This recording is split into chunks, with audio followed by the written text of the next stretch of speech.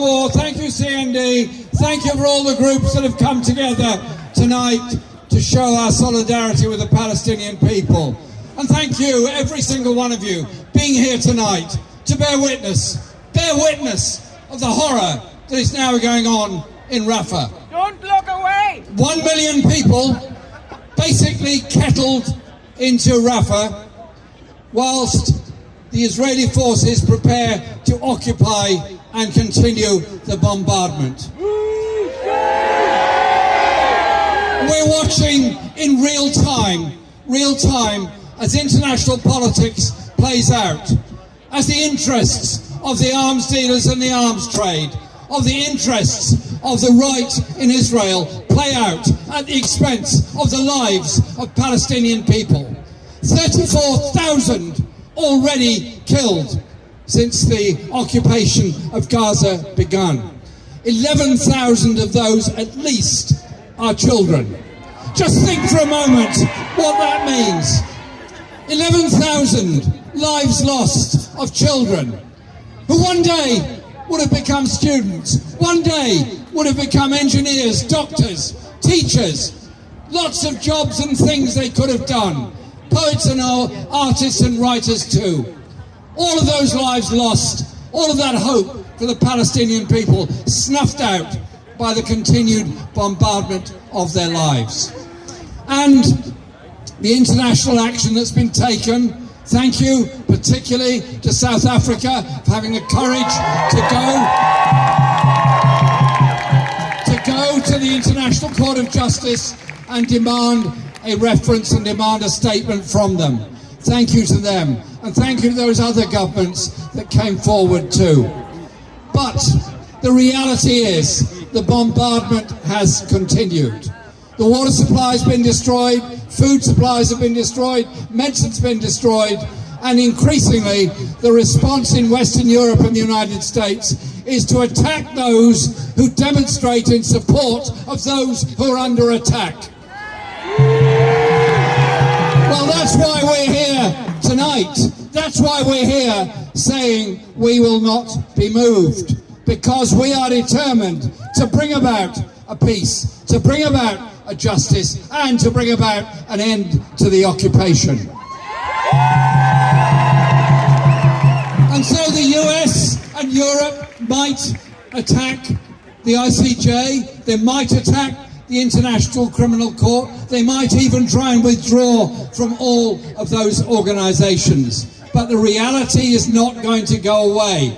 That millions of people all over the world, just like us here tonight in Whitehall, are meeting, marching and demonstrating in support of the Palestinian people. Germany might ban Yanis Varoufakis from speaking at a Palestinian event. France might ban Dr. Abu Sitta speaking, but we will carry on speaking whatever they say and whatever their answer is to that. And the other reality, which the Deputy Foreign Secretary was very unkeen to tell us about this afternoon, is that for all the talk about the need to get aid into Gaza, and that's an obvious need, the bombing comes from planes supplied by the US and weapons supplied by Britain and Germany and other countries. So it is a question of challenging the arms exports. It is a question of challenging the arms trade. It is a question about the kind of world we want to live in. And I want to say a thank you to all those around the world that have given us so much hope during this time. Young people in every country in the world turning out on demonstrations. Students in campuses all across the USA. And the picture of a sniper on the roof of a university building reminded me of the murder of students in Kent State, Ohio in 1970. It's an old tradition. And so I want to say a big thank you to all the students in Britain at 11 different universities that have taken action.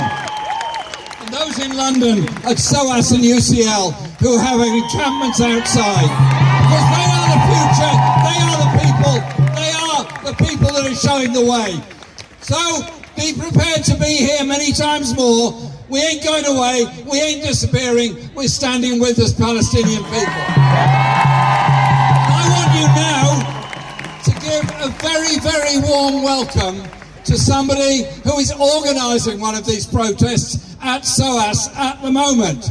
She is one of the students that has put the encampment together, put the demand together, and gives great leadership to them. She's an Egyptian resident in this country, studying at SOAS, and proud to be part of the Palestinian campaign. Please give a warm welcome to Haya.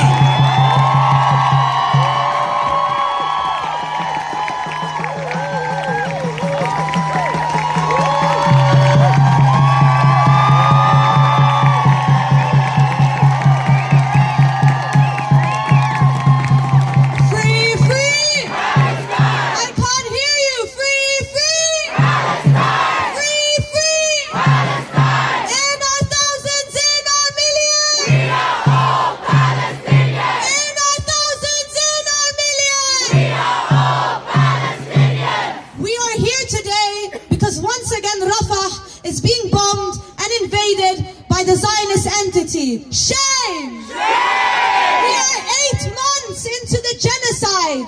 I won't read out statistics. We've all seen the numbers. We've all seen the inhumane crimes. We are truly living in a dystopian world. We know the Zionist entity's plan to displace the Palestinians to Sinai, and we see the betrayal of Sisi and his regime in aiding them, despite the Palestinians' refusal, as they will rightfully remain on their homeland and return in their millions. It is our duty and our responsibility to continue to protest and stand alongside our Palestinian brothers and sisters in the struggle for liberation. It is our responsibility to hold our institutions accountable for their complicity in the ongoing genocide. We have seen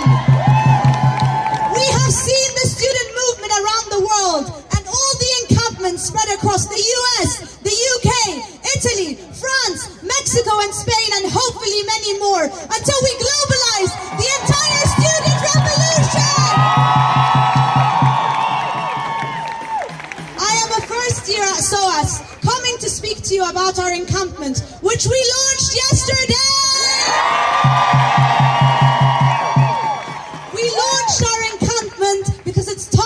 We put more pressure on SOAS, an institution that markets itself as decolonial, yet in practice it is heavily invested in systems of oppression everywhere. Shame! When students speak up about genocide, like 7 students did back in October, we get suspended and removed from campus. When we say decolonization is not a metaphor, they only allow us to see it as a theoretical practice rather than an active one. Our demands are clear. Our demands to SOAS are clear. We want to cut ties with Haifa University, who train colonial officers who moonlight in the IOF and commit these heinous crimes in Gaza. We want to revoke the anti-protest policy. The only university in the UK that has an anti-protest policy is SOAS. Shame! It is a clear violation of our freedom of speech. And we want to hold individuals such as Adam Habib, president of SOAS, accountable for his refusal to cut ties with complicit organizations and condemning the genocide. Shame!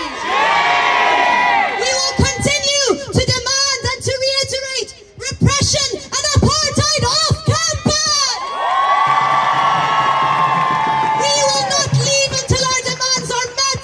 We are here to stay, and we will never, ever be silent! We will not relent. We, along with our brothers and sisters on campus all over the world, will not let this complicity to continue. We will not allow it. And our struggle is not only against our campuses, but against the complicit system. We learn from history, and our comrades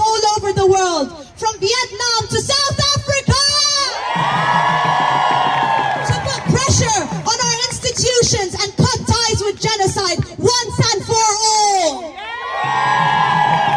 And to end, I just want to say the Palestinians teach us what it means to be resilient and steadfast. I leave you with a quote from revolutionary Ghassan Kanafani. Everything in this world can be robbed and stolen, except one thing. This one thing is the love that emanates from a human being towards a solid commitment to a conviction or cause. Thank you very much.